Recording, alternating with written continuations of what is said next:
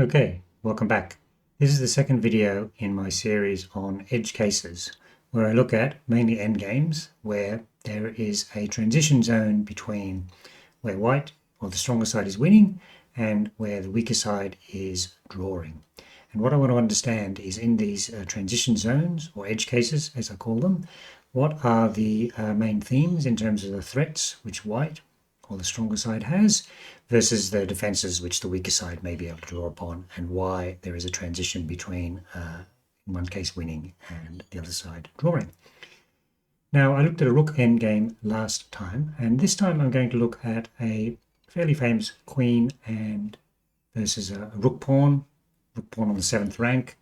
We'll just flick across to my capture screen here, and you can see this is the position we're looking at. Let's look at the second diagram there. It's black is the weak side here, and he has a pawn on a2, the 7th rank, and white has a queen. Now, this sort of position often comes up in pawn races, and you really have to understand at the end of the pawn race, is it a win or is it a draw? And the analysis there, we call those X's there, is that it says, in most sensible queen positions, if the king is inside those X's, i.e. it's a 5x5 box missing the corner, then it is a win for white if white is to move.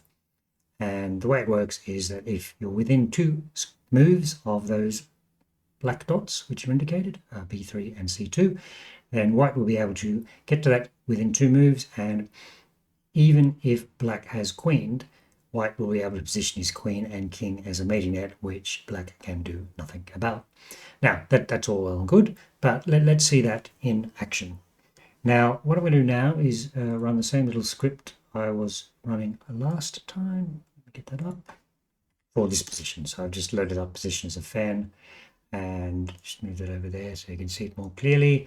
Once again, just to describe what is going on here is that those little boxes top right, it says who is the move and from which side we're looking at and what is the result we're looking for. So in this position, if it's black to move and we want white to win, then the white king has to be on those green squares. And actually that makes a lot of sense, because if you're on those 2 green squares, you're 1 move away from the B3 and C2 squares, which we just highlighted. And then if we change this to white's move, then now, magic, we've got the squares of that box missing the corner, which are all 2 squares away from B3 or C2, or 1 square away from those 2 for two sets of 2 green squares, which white would have to move to as an intermediate move. So that's actually telling you how you can construct the winning zone for white here. And what we want to do is understand exactly how white wins from that position. Actually, before I do that, I just want to sort of just get a bit of an understanding of other things which may sort of go on here, right? And you can see it's pretty much, obviously that's checking the king, which is a sort of illegal position. It's pretty much, that drawing zone is pretty much fixed wherever the queen is. And what I wanted to check here is, let's see if I drop the queen there, pick up the king, put the king in a different position, like here. Now, if the king's in that position, you can see this is winning for almost all positions, because what happens is white will move his queen to H8, and black won't be able to stop the queen from getting to A1. And once the queen's in A1, well, the pawn will drop, the white king will move over. And we can try, and actually this motif often occurs at the end of pawn races. White queens and black's in this position and will lose, because the queen also stops the black pawn from queening. And then let's move the king to maybe another square here. In this case, you can see the drawing zone. So it's added an extra square there on B3 because the king is no longer shielding the white king from that square. But basically, you can see that move around, it's pretty much the same drawing zone. So B1, B2, pretty much the same if the black king is there. But if black king is further back, then black king is not supporting the pawn enough, and black will lose.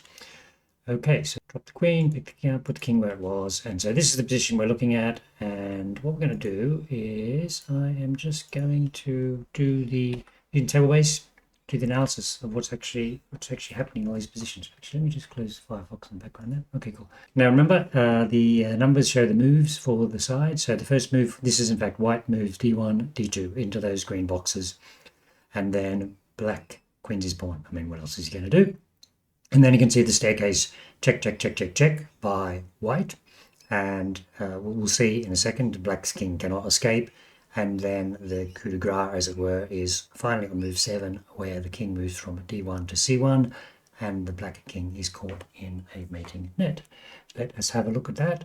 I've already run this before, and I've loaded up this file, these positions, and here's the position. We can see it happen. So this is where you sort of use this file as a, a sort of training, see if you can remember the moves. King there, winning move, right? Queen, check.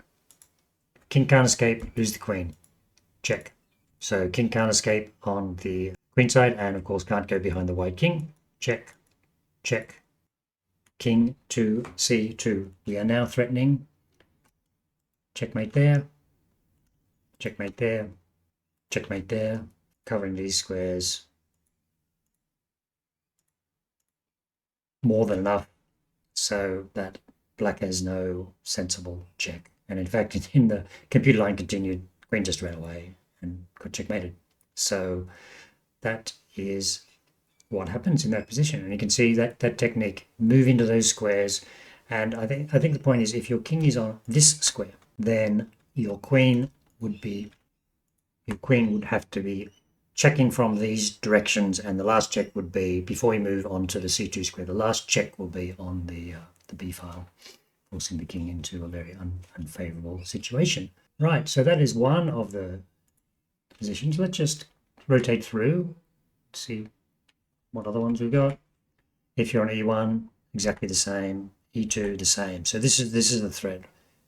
White has to move onto those green squares. Now, this was a funny one because the computer decided the longest way to checkmate when the white king is on a4 is just to run to the other corner of the board and give up the pawn.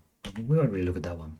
Okay, so here, we'll look at this one. So here is, if you're on b4, then you've basically got exactly the mirror image of what we just saw before. So let's have a look at that position. Actually, not b4, sorry, that's d4, the blue squared box. So let's have a look what you do if you're on b4. Let's just go through to the d4. Here we go. Right. So king to c4. Now we're in the green box. Promotes. Check from the other side. King can't escape. If king goes on the a file, then you get checkmate in 2 squares. So just highlight that. Check there, and then checkmate there. Right. Okay. So let me get rid of the arrows. Just continue. Actually, we don't need to get rid of arrows. Just continue. So because of that, continues checking, closing, checks here once again on that square right there. Oh, this is a different way of doing it. Checkmating there. So there was no escape. That's a different way of checkmating. The king didn't have to move onto the b3 square. You can see a sort of a mirror image of the technique coming from the other side. As said, that if your king is likely to get to this square, then you'll be checking along these ranks to move the queen in and create the mating net. So we're at d4. You can see e4, move to d3, all these ones, all the first moves, all the ones marked 1, all the first moves in the green boxes. Yep. And black has no resource here. And as I said, we've got this game list. There's 11 positions, and I highlighted it this way: the queen, where the queen is, where the king is, where the queen is, where the king is. You can sort of have a look at that. I'll attach this, so it gives you the sort of the winning technique in all those positions. But you understand the winning technique. You've got to move towards those 2 key squares, and you can see that there's not a lot black can do about it. So just to close out, as with last time, I used Scoutfish to come up with a number of games, real-life games in this position, and I think we learned a little bit more just looking at real-world games, how people played, and what other factors might come into play when we're looking at this sort of position. So just let me load that file up. There's the name of it there, and there's the game list. I've only picked a few, not all of the 167 games. The first thing we notice is that there is a funny game here. It's either Lasker Bobrov or Lasker Emmanuel. You can see this is exactly the same game, so I'm not too sure what's going on there with the double counting. I guess Bobrov may have been the player, and you look at that in a symbol, and Grigoriev may have recorded the game. So I just want to go to move 30 in this position. I hope that's showing correctly. Yep. Right, so we see this position, and this is actually should be winning for white. Let's just see how it goes. Black holds. Yeah, and you can see the idea is create the outside pass pawn. This is why that's which white has to chase. And now black and white furiously grabbing pawns. And push the pawn, go and grab the other pawn, push the pawn, go and grab the pawn. Now this is king b4, still all good. King b2, make a queen, a2. Right? And let's have a look how Lasker wins from this position. Check on the diagonal. Okay, well he released the base square. Could have run into it straight away. Could have done king b3 straight away. There are many ways of winning this anyway. It's fine. Just start checking in and awesome mate. So exactly the same technique. Now, the funny thing is that he moved there if he probably didn't want a knight check. So if white queens with check, then it'll just be king b3 and mate in a couple of moves anyway. So that was one game. So, you know, top players have it. And then the next one I wanted to look at was this one, Haley Deval. Now, the reason I wanted to look at that is this had an extra pawn in it. Yeah, extra pawn, right? So here's the position. Should be winning, right? And let's see what happened here. So king c2 because he's in check. Now, what white should do here to maintain the win is queen a7, right? And then just engineer. Let's have a look at what the winning line should have been. Do this. We'll just follow the computer line for a minute. Got to go back and protect the pawn. Not much choice, right? So now we'll zoom in with a check. You know, king b3, for instance. Bring the king across. a2. King across. g2. Yeah, looks a bit scary, but I don't think that black has much hope here. And it's just to move king d3, right? Pawn near the queen. It doesn't really help because this pawn will drop and black is well within the square, right? So this should have been a win, right? But let's see what happens. a2. So instead, the mistake here was white grabbed that other pawn, and then now it's drawn because the white king is too far away. So just let me show. Yeah, you got to be careful. It's probably far more important to keep the rook pawn back on the 6th rank than grabbing another pawn. So have a look at another one which is in the zone 1. So just go back one move. White just queened. King's in the zone. Means check, check, check, check, check. And resign then. I mean, it's either going to be checkmate, like we saw in the examples with the check there and check there. Or you're going to go back here, and then the king will go to that square. And, it's that mating net we've seen before. Let me have a look at this guy. And here's another side example of inside the zone.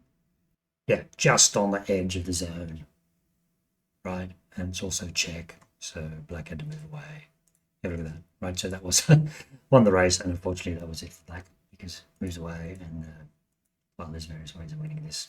But obviously moving the king up will be a key part of it. So just 2 more games to look at. Save the best game for last. I will show this other game first. Okay, I'll start the analysis here. White picks up the bishop, and then king c3, that's perfectly logical. And then white played queen b6, which is the mistake actually. There are several winning moves that sort of, I guess, save a tempo. One of them is queen to a5 check. Let's quickly see what happens in this. I mean, king b2 is probably the only move worth considering. Queen b6 check.